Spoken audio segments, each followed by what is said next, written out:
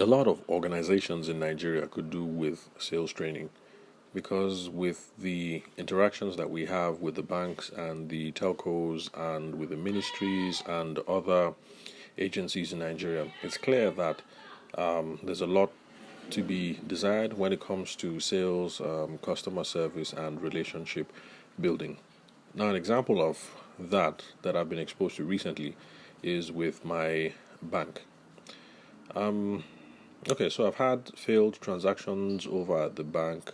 That seems to have been happening a lot this last month. In fact, my mom and my wife keep saying time and time again that I work with a crappy bank and so I should move over to theirs. But sometimes I think they're all the same, so I'll just stick where I am. Anyway, so the last time that I had this sort of incident was over failed transactions. I tried buying credit on my phones, and so basically I just had 10,000 naira hanging, and trying to get it resolved was a real hassle, was a nightmare, because the bank insisted that value was given for the transaction, but each time I would speak to the phone company would say no, nothing came through on our own end. And each time I called the bank or I went into the bank, the process would be the same. I'd lodge the complaint. They would say, sorry, we've lodged the complaint. We'll do an investigation and then get back to you. And then a message or an email would come in really just minutes later saying case has been resolved, value was given, please give us a review. And well, anyway, it took me going into the bank and I tried to maintain my composure. I hope I did maintain my composure. Anyway, so you know that thing that happens in the bank where you're just chilling there and the customer comes in and is irate and that whole scene that happens. So, and I hope I maintained my composure, but it took one of those episodes getting that whole thing resolved finally, and to their credit, it was done eventually. And then, of course, the next thing they're asking for a review again. So, the part that the part of customer service training or sales training that the bank could use in this case is around this whole thing of ratings and reviews. Now, we all have a great appreciation in Nigeria, whether we are wedding event professionals, like those of us listening to this podcast, or whether we sell inverter batteries or shoes over Instagram, or whether we sell baby food. We kind of know intuitively that ratings and reviews are good. Now, the reason why ratings and reviews are good is because they create a form of social capital. They show that other people value our services, trust us, and have used us in the past, and we can use that to get new business because of the increased consumer confidence that it portrays. And then, of course, it also opens up opportunities for repeat business and referrals, because if people are happy and people are willing to endorse that, then of course they will follow through on the reasonable request if you ask them for repeat business and for referrals. So we all know that ratings and reviews are essential. Now, however, what is missing in the mix is that this bank and a whole lot of us who keep asking customers and clients for reviews, what is missing from the mix is we don't appreciate when the optimal time is to ask people for ratings and reviews. So one of the principles that we ought to adopt when asking for ratings and reviews is that we only do so when we are absolutely sure that the underlying problem has been solved.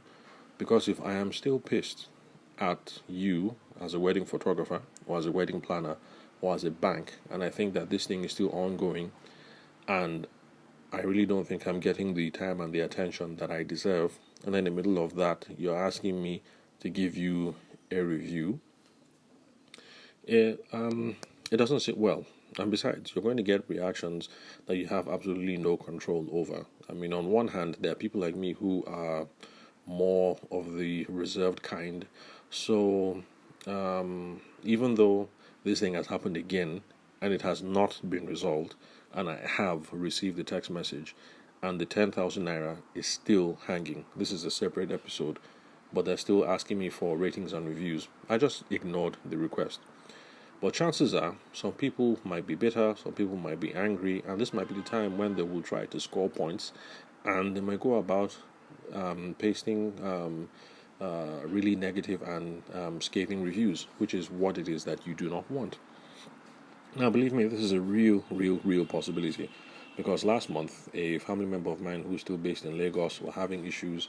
They were having issues with the broadband service in their house, and this family member of mine just went all over town. Like he really gave it to them. Negative reviews, negative comments, Instagram, Twitter, the whole nine. He just went all over the place. You could see that he was going out of his way. Like at some point, it was clear that this is beyond frustration. This is beyond venting. Like this is, like okay, malice is too strong a term, but you can see that this was just beyond venting. So, when the underlying issue has not been addressed, and we haven't addressed it satisfactorily, and the customer isn't happy, if you're asking for reviews, you're just looking for trouble. You don't know what the outcome is going to be. So it's kind of like a cardinal principle that you only ask for this review when everything is done. So it's a matter of, oh, Mr. Ayede, sorry it took 2 weeks to resolve this, but I can confirm that your account has been credited. Can you check the app right now? Okay, it's there. Is there any other thing I can help you with? I'm terribly sorry for how things went. If I've resolved this adequately, blah blah blah blah, whatever language is going to be, could you please give us a review on the app? That is the best time, because even though I'm kind of pissed, at least now I have the security of the 10K is back in my account, and I've been able to maintain my cool so far. Yes, I might just go ahead and give you that review. It might be a 3-star review, it might be a 2-star review, but at least with the way things have gone, the chances of me leaving scathing reviews and writing really negative stuff, and of course, that once that stuff is up, it's not like you can take it down. You can't tell Google, get rid of that review. The most you can do is to try and engage, and then basically you're in damage control. And anyway, that whole thing of damage control, that's a topic for another day. So let's just have it as a cardinal principle, whether you work in the bank or you're a wedding planner or a wedding photographer like I am, that while the gbege is still on, while the issue is still on, while you guys are still quarreling, that is not the time to ask for the review. Wrap everything up nicely, make sure everybody is happy, soothe and massage, and the whole I'm sorry or whatever approach it is that you're going to take within the bounds that you think is professional. Wrap it up, be professional about it, make sure everyone is happy, make sure the underlying matter has been resolved. Then you can ask for the review, and then after the review you can now ask for referrals and then follow up for repeat business. So so that's it basically. I guess that's my semi-rant for today. Oh, and then the second thing that I forgot to mention after yesterday's recording, there's a recording that I did maybe 5 or 6 episodes back about the birthday party, the photographer's birthday party, one that turned out to be a business symposium. And you remember that I said it was a welcome event, and I think we ought to do more stuff like this in our industry, because it helps to grow our business acumen and the level of professionalism in the trade. And that's because the more professional we seem, if we're all more professional and we raise the bar, I think at the end of the day it's also going to change the quality of clients that we attract and the fees that we can command. So I think things like this are a good initiative. Now, for those of you who listened to the episode, you remember that for me it was a sore point that this program was supposed to have started at 10 o'clock. I turned up late at 10:20,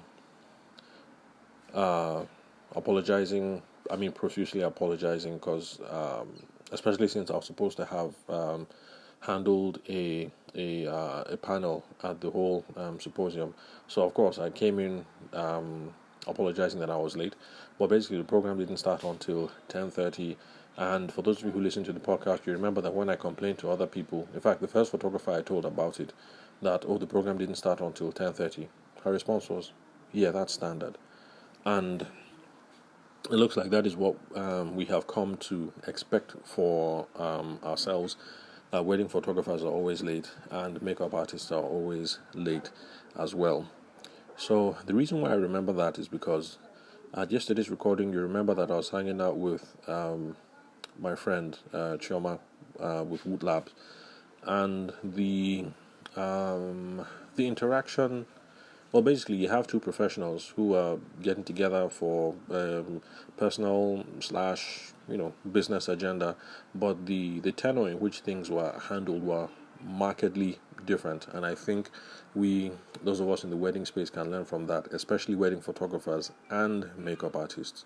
Okay, let me just leave makeup artists out of the equation. Let me speak to my brothers and my sisters, wedding photographers. So there's a lot that we can learn about how people in other industries and other facets of life, how they choose to handle their business.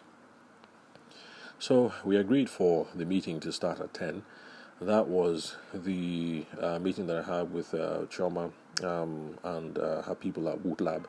So we agreed for 10, but I like to show up early because just like I learned from the wise philosopher Ice Cube, Ice Cube says if you can't be on time, then be early. And I have a problem with being on time, so I just make sure that I'm early for everything. So I showed up there early, and the plan was the same as always. I had everything I needed: my bag, my keyboard, my phones, so I could get some work done in the car park.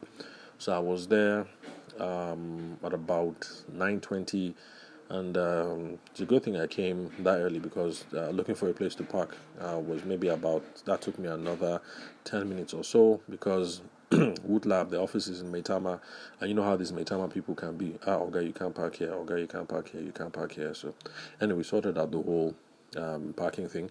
And so I settled down in the car so I could get some work done. Return phone calls, emails, write articles, maybe even record a podcast session. And then the security guard walks over and is like, "Excuse me, are you Tavishima?" I say yes. It's like, okay, you can come inside right now. Miss Choma is around. I checked the watch, and it was 20 minutes. Now it was 20 minutes to 10, and she was there. So, please note, first thing, I'm dealing with people in the software development space. We have agreed to a meeting for 10 o'clock. Luckily, I was there at 9:20, so I could get some work done. She arrived there 20 minutes before. So I hope you, my brothers and sisters out there, wedding photographers, can see how people in other space, how they take things seriously. If she has given a 10 o'clock commitment, she is not running the risk of coming there at 10 o'clock sharp. She is making sure that she's there 20 minutes before, so that, meeting room setup, tea, coffee, everything, all that jazz, everything is ready. She's ready for the meeting, and there's no hassle and there's no hurry. And so I was like, okay, cool, no wahala. And so I went in, and even though the meeting was supposed to start at 10, because both of us were there early, we were able to start the meeting earlier than intended. And of course, I got home a whole lot earlier than had planned. Because when I came into the house, Momsy was surprised. Oh yeah, for those of you who haven't been listening for a while, Momsy's around now because she's helping me with the kids, because Patience is in school. Patience is my wife. So I came back and Momsy was like, I didn't expect you back that soon. I was like, oh yeah, she was early, so we're able to wrap things up sharp. And that is how people in other industries get shit done. The meeting was for 10. She was early. I was early. We're able to get on with the meeting earlier than planned, and because of that, we're able to move on to other things in our lives quickly. So now think about that. If we wedding photographers run tight ships, we're on time, we're able to make sure that our clients get there on time. Okay, well, the whole thing about clients being on time, that's a separate matter entirely. But let's just assume in a perfect world that we get our clients to come on time and we show up on time. In fact, we're both there ahead of the time that we agreed. Then things are going to be all well and good. We'll be able to wrap up the shoot on time. You're going to be able to start your editing process on time. Let's see, what else?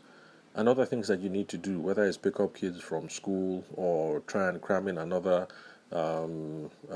meeting of the day or whatever it is. But basically, things can work a whole lot smoother if we decide to do things on time. So let's look at our brothers and sisters in other spaces and learn from the good habits that they have inculcated, and we should start doing the same. So, because I've heard some photographers say that coding development, like what is there, like that's not real work. Is it not JavaScript, or is it not Python, is it not this?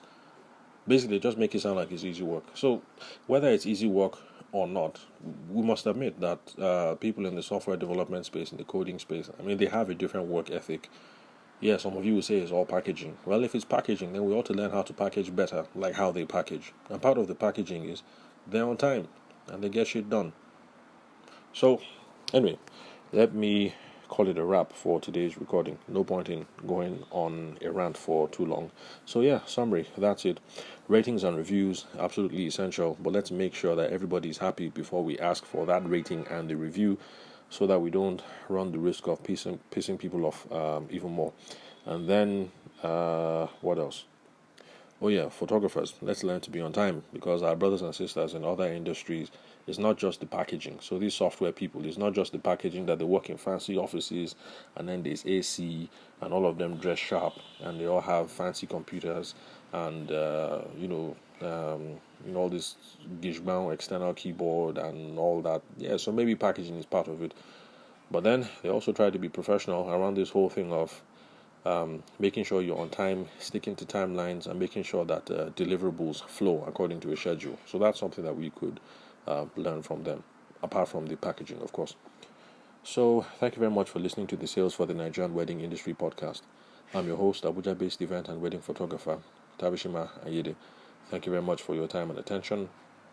There's not going to be a recording tomorrow because I'm going to be devoting my attention to sorting out the So You're Getting Married podcast, which is the other podcast where I talk about things marriage and relationship related. So you guys enjoy the rest of the weekend, and I'll be back here, same place, hopefully same time on Monday.